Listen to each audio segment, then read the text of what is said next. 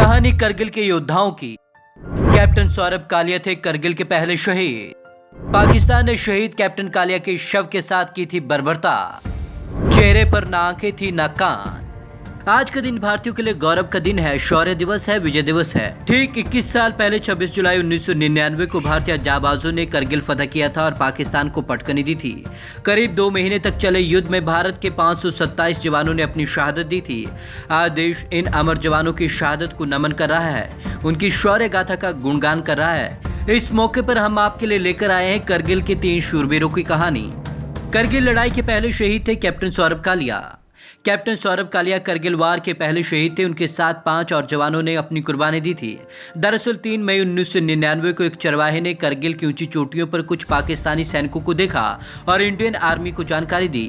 इसके बाद 15 मई को कैप्टन कालिया अपने 5 जवानों के साथ बजरंग पोस्ट की ओर निकल पड़े। वहां उन्होंने दुश्मनों से जमकर मुकाबला किया। यातनाएं सहकर भी नहीं टूटे शहीद कैप्टन कालिया। जब कैप्टन कालिया और उनकी टीम के उनके एम्यूनेशन खत्म हो गए तो पाकिस्तान ने उन्हें बंदी बना लिया। इस दौरान पाकिस्तानियों ने उन्हें कई तरीके की यातनाएं दी और अंत में गोली मारकर हत्या कर दी। 22 दिन बाद 9 जून को कैप्टन कालिया का शव भारत को पाकिस्तान ने सौंपा था। उस समय उनके चेहरे पर न आंखें थी, न नाक कान थे, सिर्फ आईब्रो बची हुई थी जिससे उनकी बॉडी की पहचान हुई।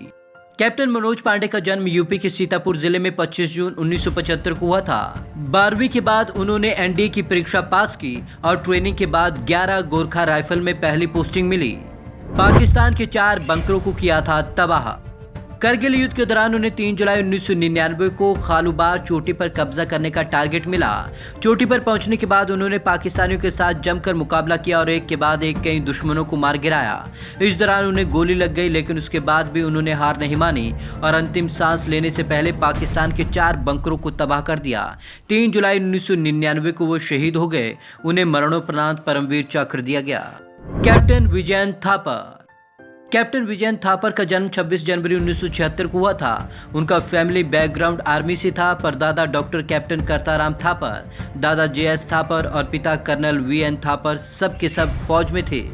दिसंबर 1998 में कमीशन के बाद 2 राजपूताना राइफल में पोस्टिंग मिली। 1 महीना ग्वालियर रहे और फिर कश्मीर में एंटी इमरजेंसी ऑपरेशन में चले गए। करगिल युद्ध में उन्हें तोलोलिंग पर कब्जा करने का टारगेट मिला। उन्होंने पाकिस्तान के कई बंकर तबाह कर दिए। लंबी लड़ाई चली और 13 जून 1999 को तोलोलिंग पर भारत ने कब्जा किया। ये भारत की पहली जीत थी। 3 पिंपल्स पर भी लहराया था तिरंगा। इसके बाद उन्हें 28 जून 1999 को नोल एंड लोन हिल पर 3 पिंपल्स से पाकिस्तानियों को खदेड़ने की जिम्मेदारी मिली।